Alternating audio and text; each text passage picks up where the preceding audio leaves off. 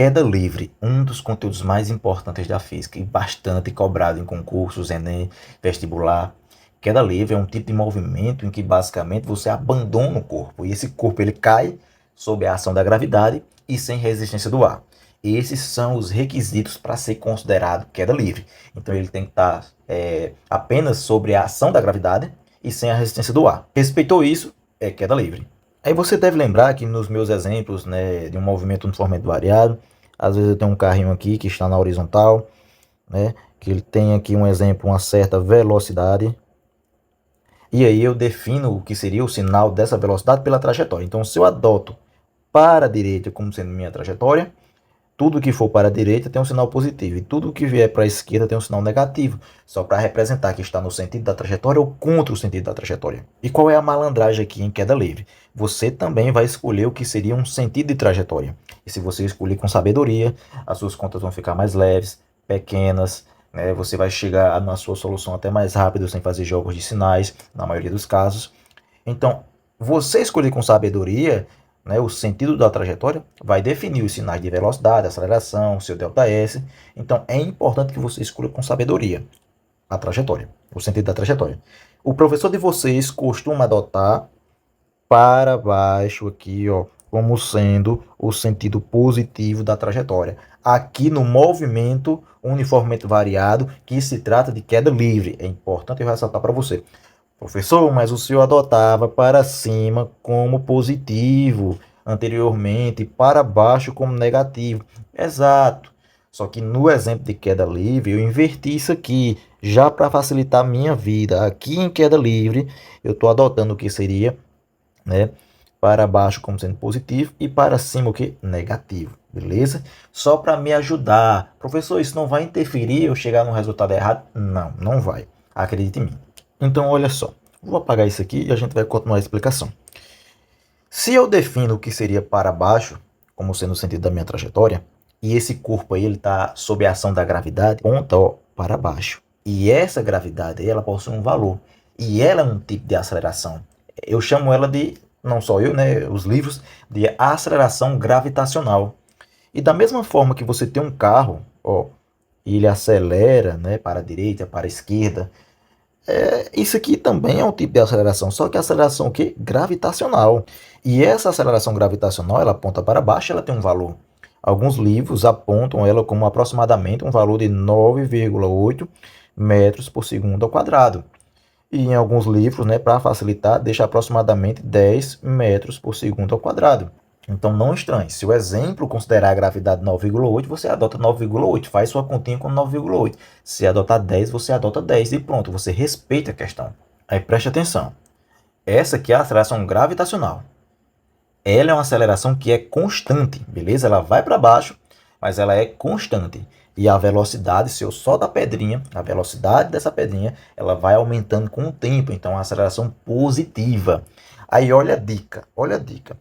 Se esse corpinho aqui, ele vai descer uma certa altura, deixa eu só colocar aqui, ó, ele vai estar aqui. Ele inicia desse ponto. E em algum ponto ele vai chegar aqui na superfície, tá? E se ele parte aqui, né? Se eu estou abandonando ele aqui, então uma posição inicial zero aqui. E da pedrinha para o chão, eu tenho uma certa altura, não é isso? Uma certa variação de espaço, que eu posso dizer que isso aqui vale um ΔS, ou então eu posso dizer que isso aqui é uma altura H. Tá? Eu chamo na matemática todo tipo de altura de H. Ou então aqui eu posso chamar que é a distância, né, de zero até a superfície de ΔS. Tanto faz chamar de H ou de ΔS. E analisa bem, se eu estou abandonando esse corpo aí, certo? E ele está paradinho, eu estou abandonando. Isso significa que eu estou segurando ele aí, e enquanto eu seguro, ele está com a velocidade inicial igual a 0 metros por segundo. E se eu escolhi para baixo como sendo, né, um valor positivo, e eu sei que a gravidade ela aponta para baixo, então meu G ele é maior do que zero. Só porque eu adotei para baixo como sendo positivo, e se ele aponta, né, no mesmo sentido que a minha trajetória que eu adotei para baixo, então ele é positivo.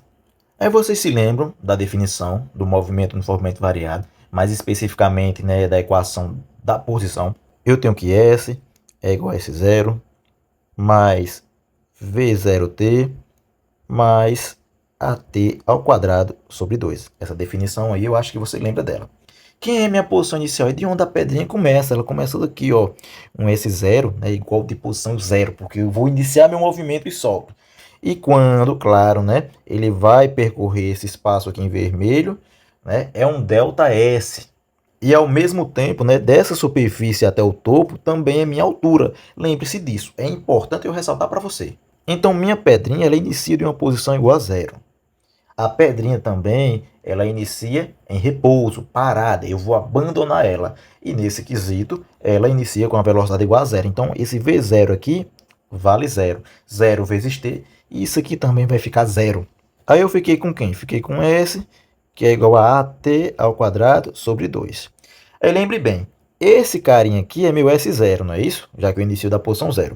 Então, isso aqui é meu S0. E aqui ao final, que é o ponto, né, onde eu finalizo meu movimento, é meu último ponto, esse carinha aqui é meu S. Não é isso? Vocês entendem, né? Eu tenho um ponto inicial e tenho um ponto final. Quando ele bate no chão ali, meu irmão, aqui dali é meu ponto final. Comecei lá de cima, fui até lá embaixo. Então essa distância aí, que é meu ΔS, também é minha altura. Então essa posição aqui eu posso chamar ela de H. Esse A aqui é minha aceleração, só que a aceleração que eu estou trabalhando agora é a aceleração da gravidade. Então, em vez de colocar o que seria a letra A, eu posso colocar um G. E aqui vezes t ao quadrado sobre 2. Dica: esse t que está aqui escrito aqui é o tempo de queda. Então, eu vou colocar aqui tempo de queda. E nas questões ela afirma, ó, vai ter um tempo de queda de tantos segundos. Então, saiba que esse t aí se refere a um tempo de queda. E para que é que serve essa equação aqui, que eu vou apresentar aqui agora para vocês? Essa aqui, essa dita equação, é o que eu utilizo para descobrir o tempo que demora para alguma coisa cair. Então a questão às vezes diz, ó, quanto tempo demora para esse corpo cair? E ele dá lá os requisitos da questão, dá os dados da questão, e aí você descobre por essa definição aqui, que vamos responder exemplos adiante. Você deve estar lembrado também que eu tinha uma outra equação que era da velocidade, no movimento variado, né? Esse que V era igual a V0 mais A vezes T. Aí olha só, eu tenho que V vai ser igual quem era a minha velocidade inicial, professor? Já que eu estou abandonando o corpo, minha velocidade inicial é zero, porque ele inicia em repouso. Então, esse carinha aqui, ó, é zero. Aí sobrou só quem aí na equação? Sobrou só apenas o A vezes o T. Então, eu tenho que V vai ser igual quem é esse A? A aceleração da gravidade. Tá vendo? Por isso que eu deixei para baixo como sendo positivo. Porque aqui na minha equação esse G vai ficar positivo. Então fica G vezes T. Essa outra equação aqui é para mim saber o que seria a velocidade que o objeto chega lá no chão. Então essa aqui eu posso adquirir o que seria a minha altura, né? Ou então o meu tempo de queda. E essa outra aqui, né, eu posso descobrir o que seria meu tempo de queda e também a velocidade que o corpo chega lá no chão. Lembre-se, apesar de ter essa equação aí, eu posso isolar matematicamente, não é isso? Um exemplo, eu quero descobrir aqui o que seria o tempo através dessa equação. Eu tenho que T vai ser igual a V dividido por G. Então, isso é uma forma também de você descobrir. É só manipular a equação, tudo bem? Então, basicamente, eu tenho até o momento duas equações. Vou te apresentar uma outra equação que eu posso também descobrir a velocidade. Lembre-se lá de Torricelli. Na equação de Torricelli, não sei se vocês estão lembrados, a equação de Torricelli. Torricelli. A equação de Torricelli dizia o seguinte, ó, que eu tenho que V ao quadrado é igual a V0 ao quadrado mais 2 vezes A vezes meu ΔS. Minha posição inicial, ó, eu inicio do zero. Beleza? Então esse V0 aqui, ó, vale zero. E aí eu zerei tudo. Fiquei com o quê? Fiquei com V ao quadrado, que é igual a 2 vezes A, vezes o meu ΔS. Professor, e quem é esse A aqui? Lembre-se, esse A aí diz respeito à gravidade, à aceleração gravitacional. Beleza? Então eu vou ter que V ao quadrado vai ser igual a 2 vezes G. Ah, professor, por isso que o senhor adotou positivo para baixo, porque esse G aí vai ficando com valor positivo e você não coloca menos aí, porque senão as minhas continhas, né, vão começar a dar mais trabalho. Exato, por isso que eu adotei para baixo. Eu costumo adotar para baixo como sendo o sentido positivo em queda livre. E esse ΔS aqui, lembre-se que ΔS aí também é minha altura. Olha só, se eu saio de um ponto zero Se eu saio de um ponto zero e chego até esse outro ponto aqui embaixo, eu percorri o que seria um espaço, um ΔS. Mas também, desse ponto até esse ponto de onde eu cheguei, é o valor da minha altura, né? De onde a pedra saiu, cara. Tem que ter também essa malandragem. Então, em vez de colocar ΔS, eu posso colocar aqui H. E aí eu tenho, né, que minha velocidade, e vou aplicar a raiz aqui, raiz de 2GH. Me livrei desse quadrado aqui aplicando raízes, né, em ambos os lados. Então, essa definição que eu acabei de encontrar aqui, vou até trocar a cor para preto, essa equação que eu acabei de encontrar é uma equação também para a velocidade. Agora, olha só a malandragem, a esperteza. Aqui, ó, ela me oferece o tempo de queda. Aqui eu resolvo e acho a velocidade sem precisar do tempo de queda. Aqui eu só preciso o quê? Da gravidade e da altura do objeto. Se eu tiver essas duas informações, eu descubro o que seria a minha velocidade. E aqui, se eu tiver a gravidade e tiver o tempo, eu posso também encontrar o que seria, né, a minha velocidade. Aí Galileu também escreveu o que seria uma relação. Então vou colocar aqui relação de Galileu. Ele percebeu uma coisa nesse movimento aí, sabe? Ele observou tanto que ele prestou atenção e disse: ó, isso aqui acontece. Então vamos imaginar que eu tenho aqui o que seria uma pedrinha, tá? Então eu tenho uma pedrinha aqui. E essa pedrinha, né? Eu sei que ela inicia com a velocidade igual a zero, porque eu estou abandonando ela. E qual é a força que eu tenho aí? Eu tenho a gravidade que está atuando aí, né? Então eu tenho que a gravidade, ela está atuando aqui, ó, para baixo aqui. Aí vamos imaginar, hipoteticamente, que passou um segundo, tá? Um ΔT de um segundo. Aí essa pedrinha, ela veio aqui. Ela chegou até aqui, a pedrinha. Eu sei que ela percorreu uma distância que eu vou chamar de x, uma distância x. E isso ocorreu num ΔT igual a um segundo no meu exemplo. Aí o que foi que Galileu ele percebeu?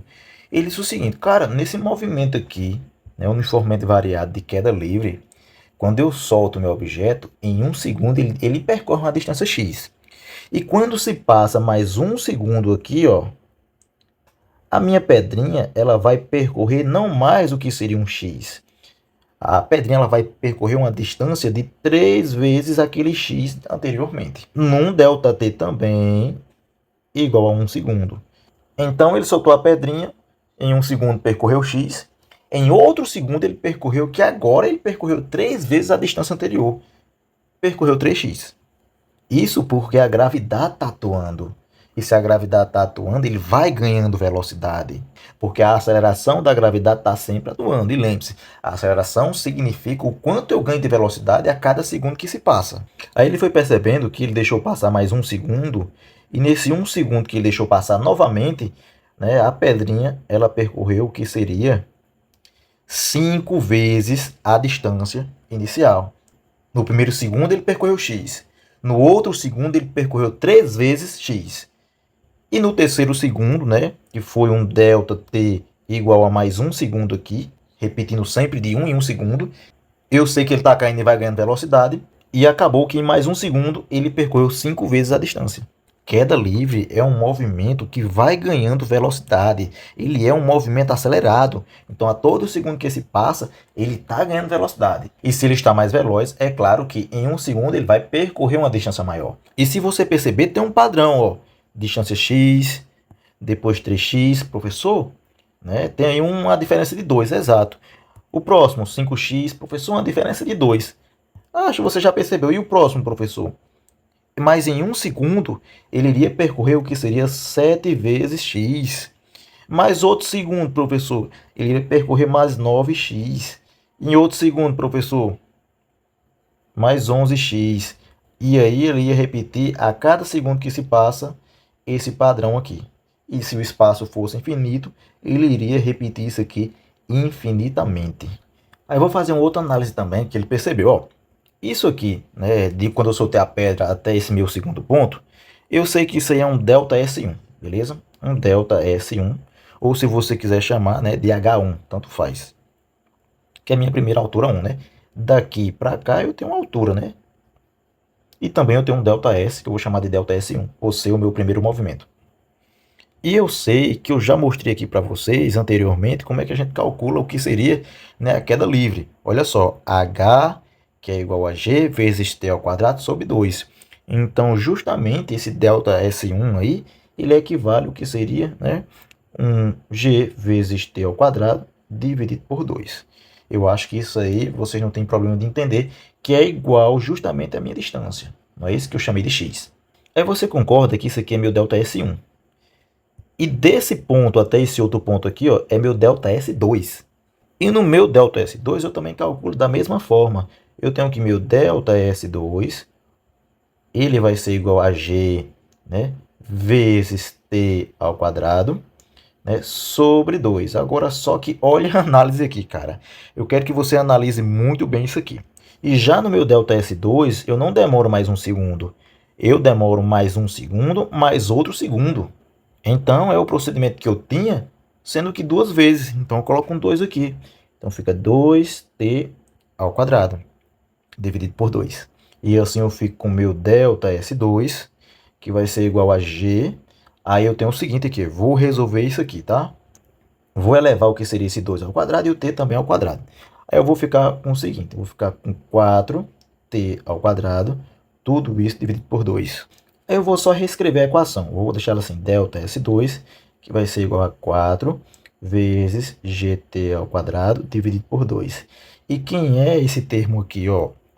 Gt ao quadrado dividido por 2. Gt ao quadrado dividido por 2 também é x. Então, eu posso reescrever que meu delta S2 ele vai ser igual a 4 vezes x. Então, se eu quisesse saber essa minha segunda distância aqui, era simplesmente eu pegar o que seria minha distância x e multiplicar por 4.